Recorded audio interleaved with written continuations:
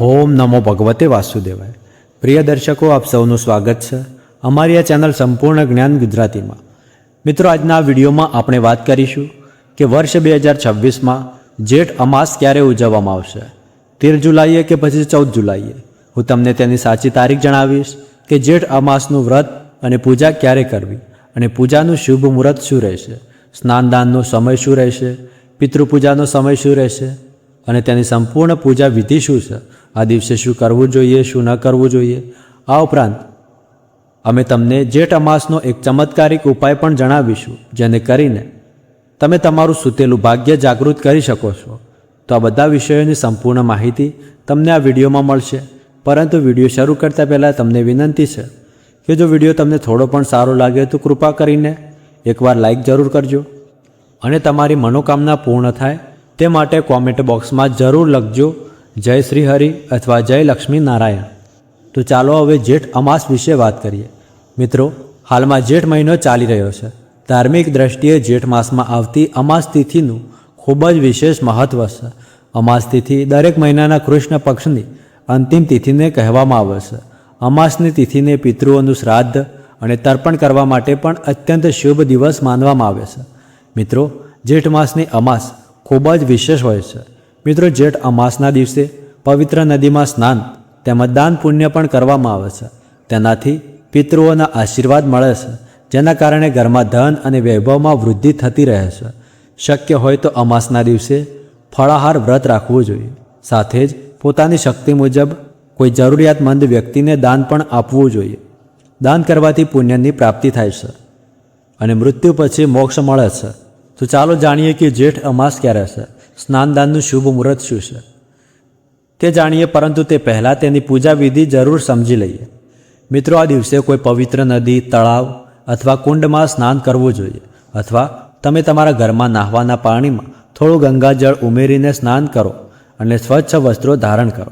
ત્યારબાદ તાંબાના લોટામાં શુદ્ધ પાણી ભરો, તેમાં લાલ ચંદન અને લાલ ફૂલ ઉમેરીને ભગવાન સૂર્યનારાયણને જળ અર્પણ કરો।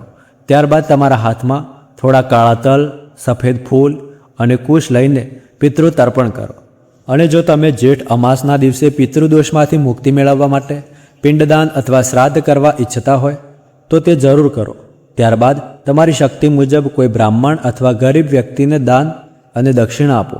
અમાસના દિવસે પિતૃઓની આત્માની શાંતિ માટે ઉપવાસ રાખવો જોઈએ। આ ઉપરાંત અમાસના દિવસે સવારે પીપળાના વૃક્ષને જળ ચડાવો અને સાંજે પીપળાના વૃક્ષ નીચે સરસવના તેલનો દીવો પ્રગટાવો। સાથે જ આ દિવસે તુલસીજીની પૂજા પણ જરૂર કરો। સાંજે તુલસી પાસે દીવો પ્રગટાવો અને આ દિવસે ભગવાન વિષ્ણુની પણ વિધિપૂર્વક પૂજા અર્ચના જરૂર કરો। સાથે જ જરૂરિયાતમંદ લોકોને અન્ન, વસ્ત્ર અને ધનનું દાન આપો। આમ કરવાથી તમારું ભાગ્ય ઉદય પામશે અને પિતૃઓના આશીર્વાદ પણ મળશે। મિત્રો, જેઠ અમાસની રાત્રે ઘરની ચારે બાજુ દીવા પ્રગટાવો। આમ કરવાથી માતા લક્ષ્મીનો વાસ તમારા ઘરમાં સદા માટે બની રહે છે। મિત્રો, હવે જાણીએ કે જેઠ અમાસના દિવસે શું કરવું જોઈએ અને શું ન કરવું જોઈએ। જેઠ અમાસના દિવસે દાન પુણ્યનું વિશેષ મહત્ત્વ હોય છે।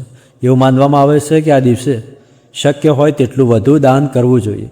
તેથી આ દિવસે જળનું દાન કરવું જોઈએ, સાથે જ પીવાના પાણીની વ્યવસ્થા કરવી અને પશુ પક્ષીઓ માટે દાણા અને પાણીની વ્યવસ્થા કરવી ખૂબ જ શુભ માનવામાં આવે છે। શક્ય હોય તો આ દિવસે જરૂરિયાતમંદ લોકોને ચપ્પલ અને છત્રીનું દાન કરો। કોઈ મંદિરમાં ધૂપ, ઘી, તેલ, માળા, ફૂલ, મીઠાઈ, કંકુ વગેરેનું દાન આપો। આ ઉપરાંત આ દિવસે કોઈ બ્રાહ્મણ અથવા જરૂરિયાતમંદ વ્યક્તિને ભોજન જરૂર કરાવો। આમ કરવાથી ઘરમાં સમૃદ્ધિ આવે છે અને જીવનમાં સુખ શાંતિ જળવાઈ રહે છે। પિતૃઓની શાંતિ માટે શ્રીમદ ભાગવત કથાનું શ્રવણ કરો। તેનું શ્રવણ કરવાથી પિતૃઓની આત્માને શાંતિ મળે છે। તેમજ અમાસના દિવસે સવારે પીપળાના વૃક્ષને જળ ચડાવો અને સાંજે ગાયના શુદ્ધ ઘીનો દીવો પ્રગટાવો। પિતૃસૂક્તનો પાઠ કરો, તેનાથી પૂર્વજોની આત્મા તૃપ્ત રહે છે। અમાસના દિવસે કોઈ પણ શુભ અને માંગલિક કાર્ય કરવામાં આવતું નથી। આ દિવસે લગ્ન, સગાઈ, મુંડન, ગૃહપ્રવેશ જેવા માંગલિક કાર્યો કરવાથી બચવું જોઈએ। તો તમને જણાવી દઈએ કે જેઠ અમાસના દિવસે ખેતરમાં હળ ચલાવવું જોઈએ નહીં। આ ઉપરાંત આ દિવસે કોઈ પણ પ્રકારની ખરીદી, વેચાણ અને શુભ કાર્યો પણ કરવા જોઈએ નહીં। સાથે જ આ દિવસે માંસ અને મદિરાનું સેવન પણ કરવું જોઈએ નહીં। મિત્રો, જેઠ અમાસના દિવસે ઘરમાં કોઈ પણ પ્રકારની ગંદકી હોવી જોઈએ નહીં। આ ઉપરાંત અમાસના દિવસે તુલસી તોડવી નહીં. આ દિવસે ક્રોધ, ઈર્ષ્યા અને ઝઘડાથી પણ દૂર રહેવું જોઈએ. મિત્રો, અમાસના દિવસે કોઈ પણ શુભ કાર્ય માટે યાત્રા પણ કરવી જોઈએ નહીં અને આ દિવસે કોઈ નવો પ્રવાસ શરૂ કરવો જોઈએ નહીં તેમજ કોઈ નવું કામ પણ શરૂ કરવું જોઈએ નહીં. આ ઉપરાંત અમાસના દિવસે બીજા કોઈના ઘરમાંથી આવેલું ભોજન પણ ગ્રહણ ન કરવું જોઈએ. તો ચાલો જાણીએ કે વર્ષ 2026માં જેઠ અમાસ ક્યારે આવશે અને સ્નાનદાનનું શુભ મુહૂર્ત શું રહેશે, પૂજાનું શુભ મુહૂર્ત અને પિતૃપૂજાનો સમય ક્યારથી ક્યાર સુધી રહેશે તેમજ રાહુકાળનો સમય શું રહેશે. તો તમને જણાવી દઈએ કે જેઠ માસના કૃષ્ણ પક્ષની અમાસ તિથિનો પ્રારંભ 13 જુલાઈ 2026ના રોજ સાંજે 6:50 થશે અને અમાસ તિથિનું સમાપન 14 જુલાઈ 2026ના રોજ બપોરે 3:12 થશે. તેથી ઉદય તિથિ અનુસાર આ વર્ષે જેઠ અમાસનું વ્રત અને પૂજન 14 જુલાઈ 2026 મંગળવારના રોજ કરવામાં આવશે. અમાસનું વ્રત, સ્નાનદાન, તર્પણ, પિંડદાન અને પિતૃઓ માટે કરવામાં આવતું દાન 14 જુલાઈના રોજ કરવું યોગ્ય રહેશે.